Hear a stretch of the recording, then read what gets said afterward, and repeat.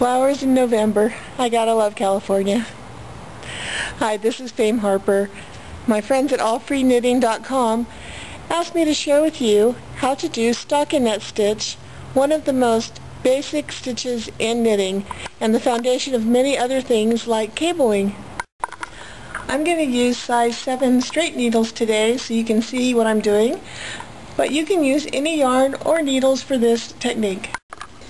Here is some knitting I've been working on. This part right here, the smooth part, that is called stockinette stitch. On the back it looks like this, which looks like garter stitch. So the lumpy side is usually the back, this is usually the front. Now once you are good at this and you want to learn to do cables, you put the cables on top of this and that makes them stand out on this nice smooth background. So right now I'm going to teach you to do stockinette. This part down here at the bottom, this is called ribbing, and that's the stretchy part like you might find at the end of a sweater sleeve at your wrist or around the neck of a sweater. It has some give to it so that it hugs onto you, and it's often used for the brim of a hat as well.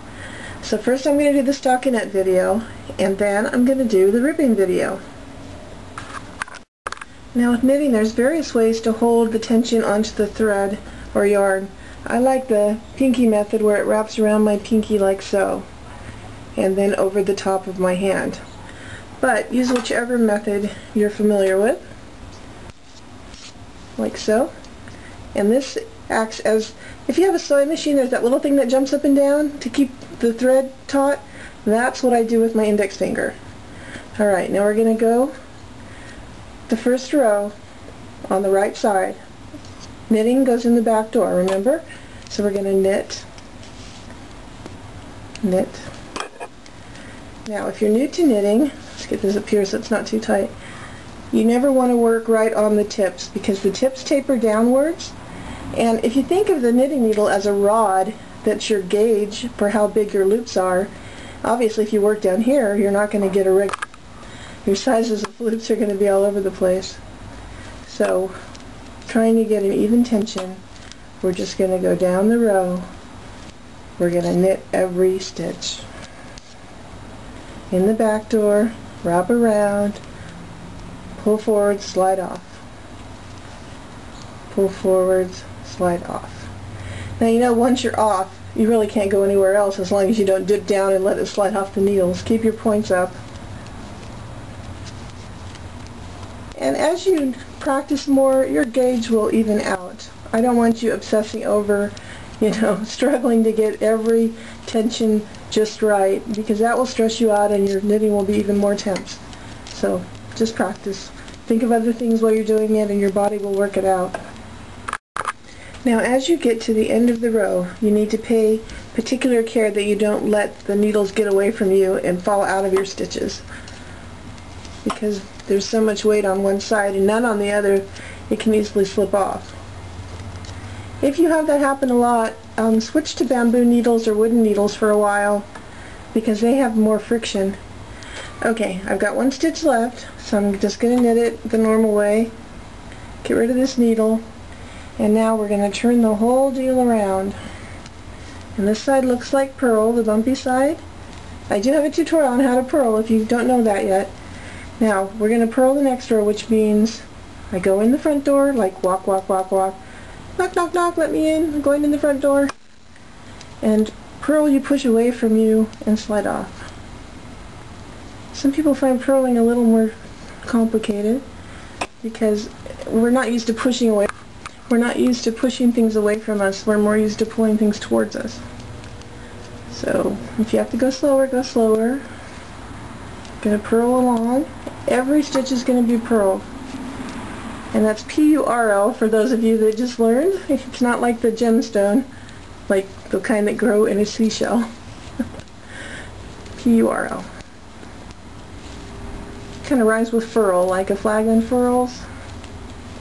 Not a whole lot of other rhymes for purl that are spelled the same way.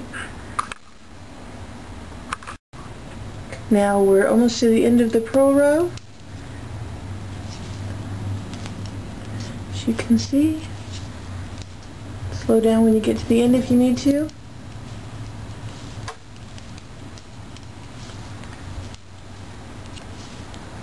Here we come to the very last one.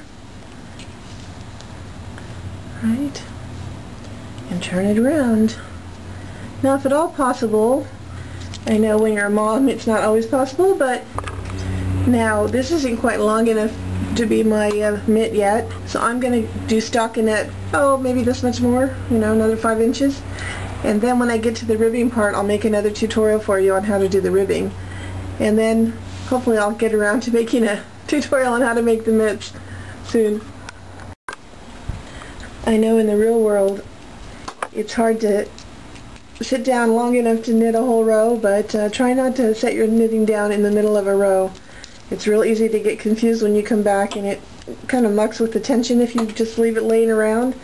So try to always get to the end before you set it down. I know for you moms out there that's not always possible, because it seems like the minute you start knitting, one of your children suddenly decides to, eat out of the dog dish or something. You gotta jump up, but try not to do that.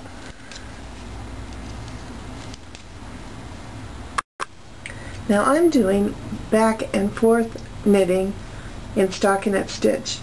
If, for example, you need to do stockinette stitch on circular needles and you're making a tube, like the body of a sweater or a tubular scarf, you knit every stitch, and the purl side, this bumpy side, that would be on the inside of the tube. So even though you're knitting every single row around and around, it's still considered stockinette stitch, which is the knitting is on one side and the purling is on the other.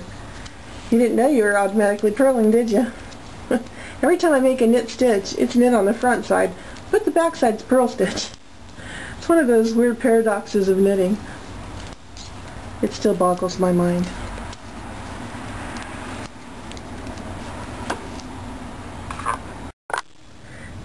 I've done my stockinette stitch as far as I can go, so that's all for now, and enjoy making your stockinette stitch.